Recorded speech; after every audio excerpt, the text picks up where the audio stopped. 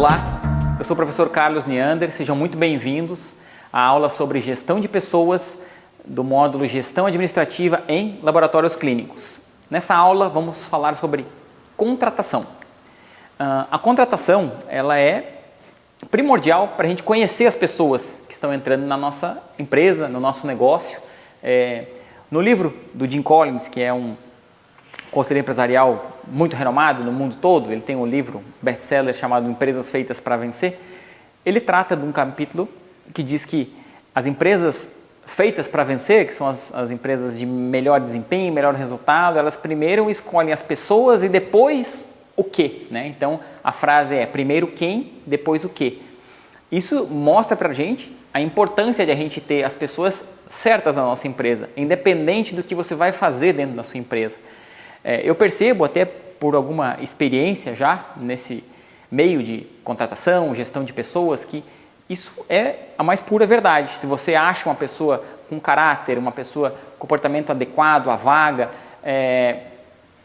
pessoa com valores, né, que traz valores da sua família, que traz para a sua vida profissional, então isso conta muito. E pessoas que aprendem rápido, então ela vai aprender qualquer coisa que ela quiser, logicamente, que tiver afinidade, mas isso, o processo de contratação, o processo de recrutamento, né, a gente consegue enxergar isso.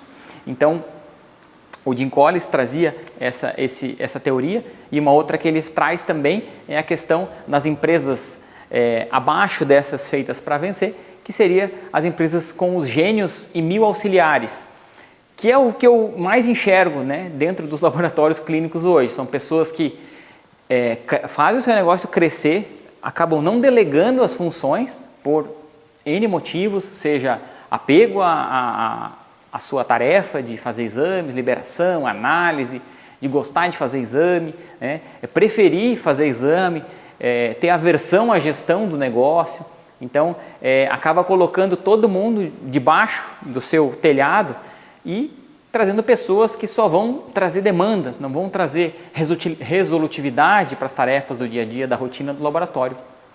E essas empresas são caracterizadas por isso. Então, elas têm uma dificuldade muito grande em sair de boas empresas para excelentes empresas.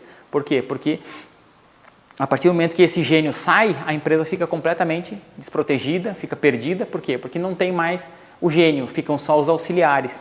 Então, por isso a importância de a gente ter uma estrutura setorial dentro do seu negócio, você como gestor, dono de laboratório, farmácia, criar líderes dentro da sua empresa para poder formar equipes. Então, porque se você sai, a empresa ela tem que continuar rodando, o seu laboratório tem que continuar fazendo exames, as pessoas têm que estar integradas, têm que entender que você estando ali ou não estando ali, as coisas têm que acontecer, né, da forma que acontece quando você está na empresa. Então, a contratação ela é muito importante, ser um processo rigoroso, ser um processo criterioso para você escolher as pessoas que vão entrar. Eu gosto de chamar dentro da sua casa, porque a nossa empresa acaba sendo a nossa casa por um tempo. Muitas das vezes a gente passa mais tempo na nossa empresa do que na nossa própria casa. Então, você tem que conhecer muito bem essas pessoas que vão frequentar a sua casa, né? Como você vai fazer isso? Através de perguntas assertivas, ferramentas que você vai utilizar. Hoje a gente tem, inclusive, consultorias que fazem todo esse processo, né? Se você acha que não é capaz de fazer isso, ou se você não quer estudar sobre pessoas, você pode terceirizar isso para empresas que vão estudar o comportamento, vão estudar as habilidades, vão estudar as limitações das pessoas que estão participando do processo de contratação e te trazer um relatório completo, se aquela pessoa é apta àquele cargo ou não é, né? Desenhar o cargo, eu quero um coletador, como que esse coletador tem que se comportar, como que tecnicamente eu quero que ele seja. Quero trazer um analista clínico. O analista clínico ele tem que ter um comportamento, né, mais adequado, um comportamento mais retido, mais concentrado. Por quê? Porque está trabalhando, né, na parte técnica, ele não pode se dispersar dentro da área técnica, a gente não conversa muito, a gente age muito mais, é muita atenção, qualquer desatenção pode causar um erro grave. Então, existem comportamentos adequados para cada função, né?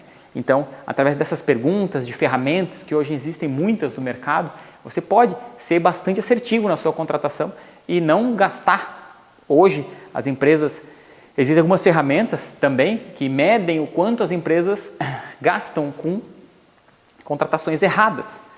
E é um valor muito grande. A gente nem tem ideia do quanto é isso, mas na nossa empresa ele fica um pouco diluído. A gente acaba não enxergando isso, porque vai lá treinou, entrou no processo de contratação, ficou a experiência e foi embora. Nossa, esse é o maior prejuízo que a gente tem. Você despendeu 3 meses, talvez, né, para tentar treinar essa pessoa, despendeu pessoas da sua equipe ensinando, perdeu tempo, vai ter que fazer um outro processo. Então, é muito dinheiro, só que esse dinheiro a gente acaba não vendo ele. E aí, esse é o pior, porque a gente não sabe que ele está saindo, né? Mas o processo de contratação hoje é um dos ralos onde vai mais dinheiro dentro das empresas, contratações erradas. E também existe uma frase muito interessante que diz: contrate caráter, não habilidade, porque o caráter a gente não consegue mudar da pessoa, né? Mas a habilidade ela pode aprender. E se você foca nisso, que a sua empresa seja uma empresa que tenha um treinamento intensivo, que treine pessoas, que forme pessoas, forme profissionais, forme profissões. Eu costumo achar bastante curioso e realmente faz todo sentido, né? Grandes empresas, quando elas, talvez até na história, assim, têm dificuldade de achar pessoas competentes, capacitadas, com habilidade para certos cargos, elas formam centros de treinamento, né? Escolas de aprendizes, para poder ter um funcionário adequado, né? Então, é a questão da primeira fase que a gente falou, primeiro quem, depois o quê. Então, você acha a pessoa ideal, com comportamento adequado, com caráter, depois você vai colocar ela na função que provavelmente ela goste de fazer ou o comportamento dela se encaixa mais. E o que a gente precisa definir no processo de contratação, né? Precisamos, primeiro de tudo, qual que é o cargo, quais são as atribuições, elencar as tarefas primárias, secundárias, deixar bem claro, até para sua segurança jurídica, né? O que ela vai fazer, né? Para depois não ter um desvio de função, eu não fui contratada para isso.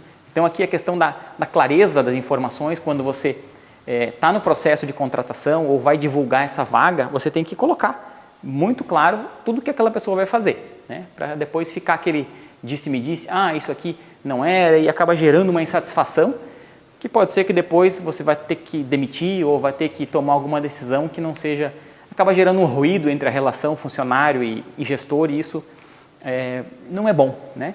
Então, entender também o perfil desse cargo, dessa pessoa, principalmente usando a teoria DISC, que é uma teoria bastante difundida hoje no meio corporativo.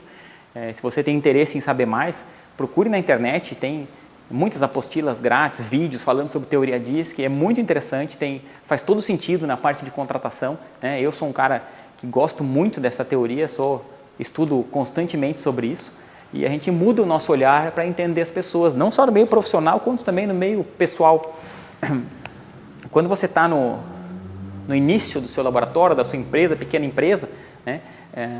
Aqui não é uma teoria minha, é uma teoria que eu vejo, que eu leio em outros estudos, né? Experiências de outros empresários, é que no início, até mais ou menos ali 10, 15 funcionários, a gente tem que contratar um perfil, principalmente no laboratório, um perfil mais generalista, né? São pessoas que têm facilidade em se adequar às tarefas, faz um pouco de tudo. Por quê? Porque empresa pequena, a gente não pode contratar especialistas para cada área. E a partir de 20, 30 funcionários, aí sim a gente começa a ter pessoas mais especialistas. Então, até o processo de contratação muda, o perfil das vagas mudam, né? Então, o ideal é você ter pessoas generalistas que te ajudem em tudo. No começo ali, eu lembro quando eu tinha um funcionário, nós dois fazíamos tudo. Então, tem que ter um perfil generalista, tem que saber fazer tudo, tem que ter um jogo de cintura, tem que ter um traquejo para poder resolver tudo, né? No processo de contratação, importante também definir as etapas do processo, como que você vai fazer esse processo. Ele tem que ser um processo passo a passo, criterioso, você tem que comunicar, né, de forma direta ou indireta o candidato de que a sua empresa é uma empresa séria, que tem um processo de contratação definido, que vai passo a passo, por mais que às vezes o candidato possa achar um pouco cansativo, mas faz parte do processo, né? Você quer saber quem é ele, quer se medir os valores, o quanto ele quer trabalhar na sua empresa, o quanto ele está interessado, enfim. Então, é importante definir as etapas do processo e uma outra aula que a gente vai tratar sobre isso. Eu vou trazer alguns passos para você executar aí dentro da sua empresa, do seu laboratório, da sua farmácia e também definir quem vai conduzir esse processo. Por quê? Porque quando nós temos um pequeno laboratório, geralmente quem faz isso é o dono, né? E a partir ali de 10, 15 funcionários, já é interessante que tenha uma pessoa que faça a gestão dessas pessoas, porque 10, 15 funcionários já vai ter uma certa demanda de funcionário, de rotina, né, com os funcionários. Então, entendo que no início você mesmo faz, mas a partir de um certo momento você tem que começar a delegar isso aí. E quando você vai fazer um processo de contratação, você tem que definir quem é que você vai colocar como responsável daquilo, né, e quanto mais rápido for definido esse processo, melhor. Outro tema um conceito que eu gostaria de trazer aqui, é muito importante no que se refere à contratação de pessoas, é você ter uma marca empregadora. O que seria isso? A marca empregadora é aquela empresa que a gente olha e dá vontade de trabalhar nela, né? Por que isso é bom, né? Primeiro, as pessoas olham para sua empresa, eu quero trabalhar lá. Mas por quê? Porque lá é legal, as pessoas são felizes, o ambiente é bacana, é bonito, está todo mundo sempre bem vestido. Então, existem algumas atitudes que a gente pode ter como empresário, comunicando que a sua empresa realmente é boa, né? A gente procura comunicar algo que realmente é verdade. Então, mas é fácil isso. E o que isso é bom para o empresário? Ele acaba atraindo as pessoas, os talentos, acaba atraindo pessoas boas para trabalhar com ela. Trabalhar na empresa, aliás. Então, como que você comunica isso? Através de redes sociais, através da sua recepção, através da sua comunicação interna dentro da empresa, comunicação externa, né? O que você está dizendo hoje para o público, para as pessoas que você quer contratar, né? Gerar pertencimento, através de rede social você consegue fazer com que as pessoas mostrem que é legal trabalhar na sua empresa, eu gosto de pertencer a essa tribo, essa família, enfim, como você queira chamar. Vai atrair boas pessoas, às vezes não é nem o salário que vai atrair, é esse clima, o clima ajuda bastante, né?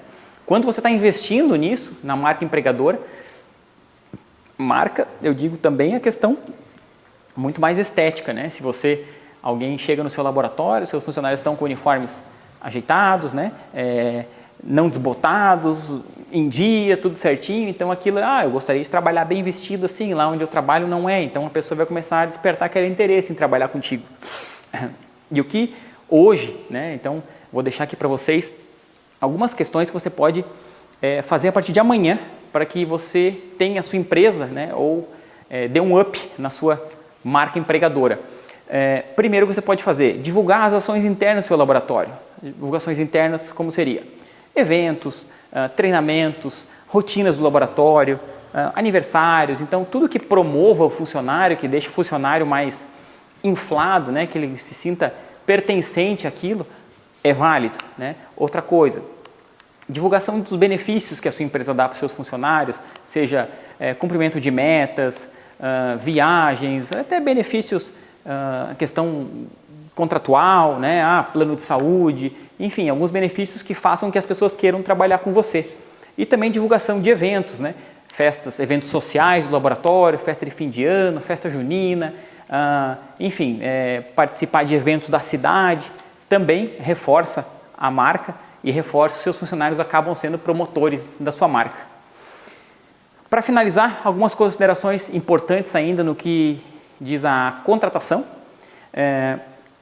Um tema que eu já trouxe até antes você sabe quanto custa uma contratação errada? Hoje, existem vários especialistas no mercado que podem trazer o valor aí da sua empresa, de quanto está custando as suas contratações erradas. Se você tem curiosidade e quer investir num processo assertivo, primeiro você pode saber lá quanto você está jogando fora o dinheiro e depois você vai ver que é muito mais barato você investir na parte da entrada do funcionário do que na parte da saída.